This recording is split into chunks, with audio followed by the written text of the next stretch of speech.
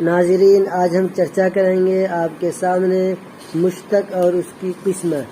مشتق اور اس کی قسمیں۔ مشتق وہ اسم ہے جو مصدر سے بنایا گیا ہو۔ مشتق کسے کہتے ہیں؟ وہ اسم ہے جو مصدر سے بنایا گیا ہو۔ فور ایگزامپل جیسے آنا سے آنے والا، کرنا سے کرنے والا، پڑھنا سے پڑھنے والا وغیرہ۔ اسم مشتق کی کتنی قسمیں ہیں؟ اسم مشتق کی 7 قسمیں ہیں۔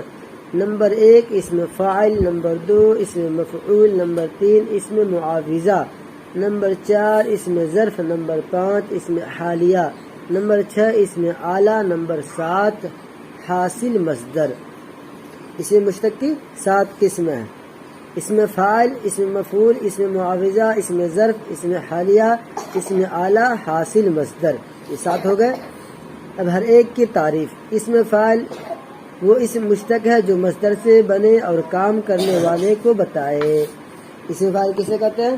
وہ اسم مشتق ہے جو مصدر سے بنے اور کام کرنے والے کو بتائے، جیسے کرنے والا، جانے والا، کھانے والا، پڑھنے والا، لکھنے والا، مارنے والا وغیرہ۔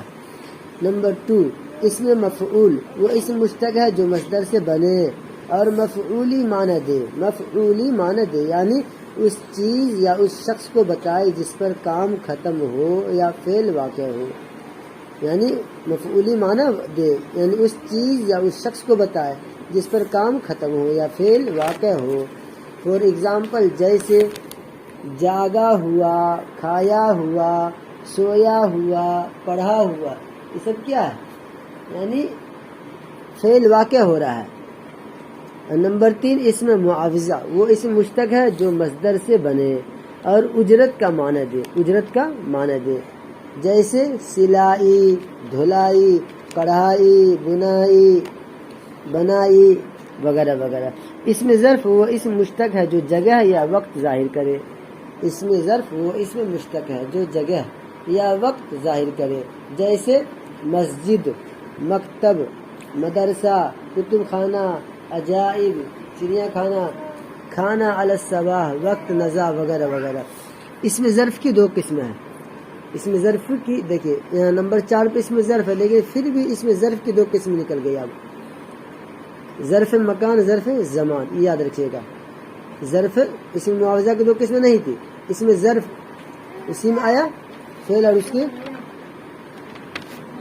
لیکن اسم ظرف کی 2 قسمیں پوچھا جائے کیا کیا؟ ظرف مکان، ظرف زمان۔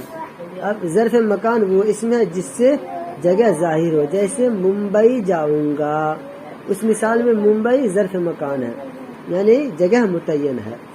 نمبر 2 ظرف زمان وہ اسم ہے جس سے وقت ظاہر ہو، جیسے میں علی الصباح گھومنے جاؤں گا، یعنی صبح کے وقت میں گھومنے جاؤں گا۔ علی الصباح کا معنی مارننگ میں میں واکنگ کرنے جاؤں گا۔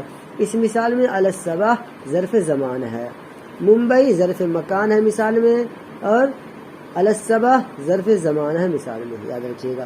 اب نمبر 5 اسم حالیہ وہ اسم مشتق ہے جو مصدر سے بنے اور فاعل اور مفعول کی حالت کو ظاہر کرے، جیسے لکھنا سے لکھتا، ہنسنا سے ہنستا وغیرہ وغیرہ۔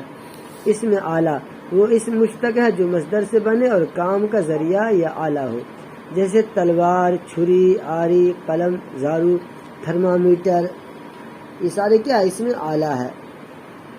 حاصل مصدر وہ اسم مشتق ہے جو مصدر سے بنے اور اس میں مصدری معنی پایا جائے، جیسے بولنا سے بول، تولنا سے تول۔